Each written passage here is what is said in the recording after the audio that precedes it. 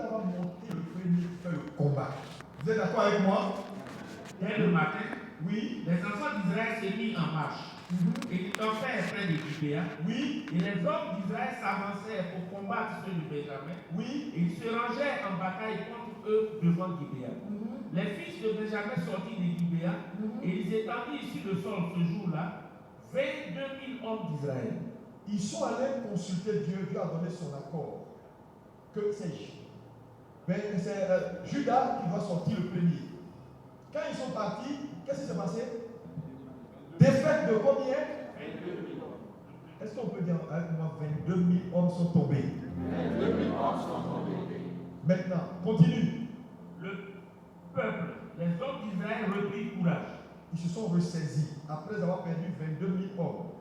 Oui. Et ils se rangèrent de nouveau en bataille dans le lieu où ils s'étaient placés le premier jour. Oui. Et les enfants d'Israël montèrent et ils pleurèrent devant l'Éternel. Maintenant, après avoir consulté Dieu, à la première fois, Dieu a dit allez-y. Il est tombé 22 000. Maintenant, ils ont ajouté à la consultation les pleurs. Ils ont ajouté maintenant les pleurs devant l'Éternel jusqu'au soir. Et l'Éternel dit. Et ils consultaient encore l'Éternel en disant montez contre. Donc,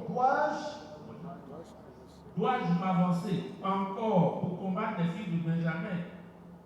Et l'Éternel répondit, montez contre lui. L'Éternel dit, vous pouvez partir.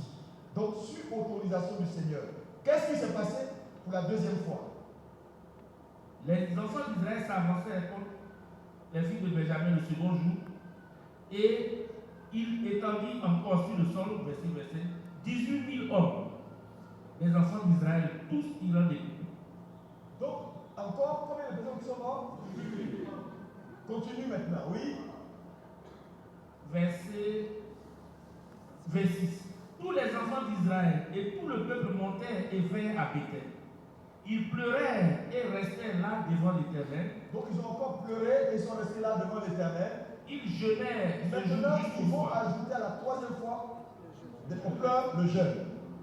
Ensuite, ils vont jeûner et ils offrirent des holocaustes. Ils vont offrir des holocaustes. Des sacrifices d'action de grâce devant l'Éternel. Continue. Et les enfants d'Israël consultèrent l'Éternel. C'était là que se trouvait alors l'arche de l'alliance de Dieu. Et c'était Phiné, fils d'Éléazar, fils d'Aaron, qui se tenait à cette époque au présent de Dieu. Oui. Et il dit, dois-je marcher encore pour combattre les fils de Benjamin? Ou dois-je m'en abstenir? L'Éternel répondit,